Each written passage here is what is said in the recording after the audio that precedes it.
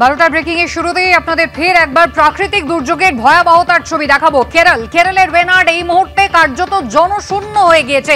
200-রও বেশি মানুষ প্রাণ হারিয়েছেন। এই যে জায়গা দেখতে পাচ্ছেন, কাদা মাটি, গোলা জল একেবারে এলাকাকে ঘিরে দিয়েছে।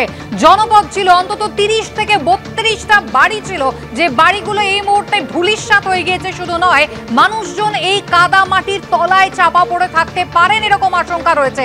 চা বাগান রয়েছে, একের পর এক টি এস্টেট রয়েছে, আর সেখানে কিন্তু এই ভয়াবহ প্রাকৃতিক দুর্যোগ, যেখানে একটার পর একটা বিদ্যুতের খুঁটি একেবারে উপড়ে পড়ে গিয়েছে। ডগ স্কোয়াড ইতিমধ্যেই নেমেছে, এনডিআরএফ রয়েছে, ভারতীয় সেনাবাহিনী রয়েছে। যুদ্ধকালীন তৎপরতায় প্রাণের সন্ধান করছেন সকলে। ড্রোন উড়িয়ে ইতিমধ্যেই ম্যাপিং এর চেষ্টা করা হচ্ছে। ঠিক কতটা অঞ্চল এই বিপর্যয়ের কবলে পড়েছে তা ইতিমধ্যেই স্থানীয় প্রশাসন জানার চেষ্টা করছেন। পুরনো গুগলের সাহায্য নিয়ে পুরনো এলাকার ছবি এবং তার সঙ্গে বিপর্যয়ের পরের পরিস্থিতি মিলিয়ে দেখার কাজ চলছে। দেখতেই পাচ্ছেন যে কাদাগোলা জল এমন জায়গায় রয়েছে যেখানে যদি সেনাবাহিনী নামে তাহলে পা একেবারে মাটিতে ঢুকে যাবে এবং সেখানে নতুন করে বিপর্যয়ের আশঙ্কা রয়েছে। তাই জেসিবির ব্যবহার করা হচ্ছে, উন্নততর প্রযুক্তির ব্যবহার করা হচ্ছে, প্রাণের সন্ধান চলছে। ওয়েনাডের ছবি দেখতে পাচ্ছেন, কি ভয়াবহ প্রাকৃতিক দুর্যোগের মধ্যে পড়েছে গোটা এলাকা।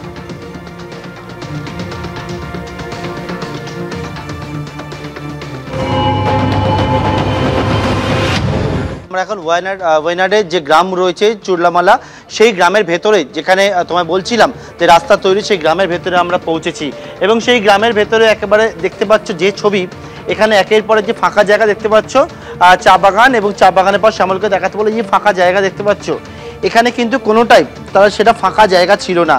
এখানে একের পর এক যে বাড়ি ঘর সেটা ছিল, যেমন দূরে যে বাড়িটা দেখতে পাচ্ছ ভেঙে পড়ে রয়েছে, সেই বাড়ির মতো এখানে একাধিক ঘর বাড়ি ছিল। পাশ থেকে একটু জল যে বয়ে চলেছে, এখানে একটা ছোট নালা ছিল এবং এখানে যে পরিস্থিতি বর্তমানে হয়েছে সেটা হচ্ছে সেই সমস্ত ঘর বাড়ি কোনোটাই আর নেই। এবং এই যে জায়গা, এখানে কিন্তু জেসিবি পাঠানোর চেষ্টা করা হচ্ছে এবং সেই জেসিবি পাঠিয়ে এই সমস্ত মাটি সরানোর কাজ হবে এবং সরিয়ে সেখানে চাপা পড়ে রয়েছেন কেউ কিনা সেটা বিষয়টা দেখবেন তারা। যেটা মনে করা হচ্ছে, দেখো আমি যেখানে দাঁড়িয়ে রয়েছে একটা বাতির স্তম্ভ আর ল্যাম্পপোস্ট, সেই ল্যাম্পপোস্ট উপরে এসে চা বাগানের মধ্যে এখানে পড়ে রয়েছে গ্রামের দৃশ্য। গ্রামের ভেতরে কি ছবি সেটা বলছিলাম যে সেটা কিন্তু সবথেকে বড় ভাবাচ্ছে।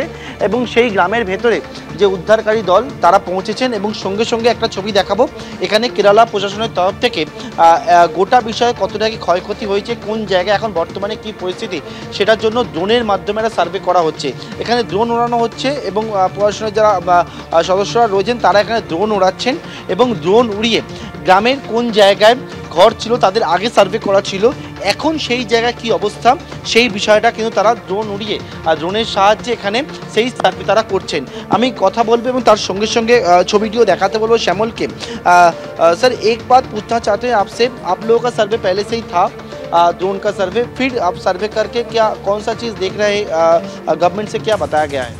Actually, like we are assessing the damage basically, so like we can compare with the old map and basically we are doing the drone survey, right? So basically we can like find out like how many houses have been destroyed. এটা কিন্তু একটা গ্রাম ছিল এবং সেই গ্রামের ঘর বাড়ি কোনোটাই দেখা যাচ্ছে না, সুতরাং বুঝতে পারছো গ্রামের ভেতরে ছবিটা ঠিক কী।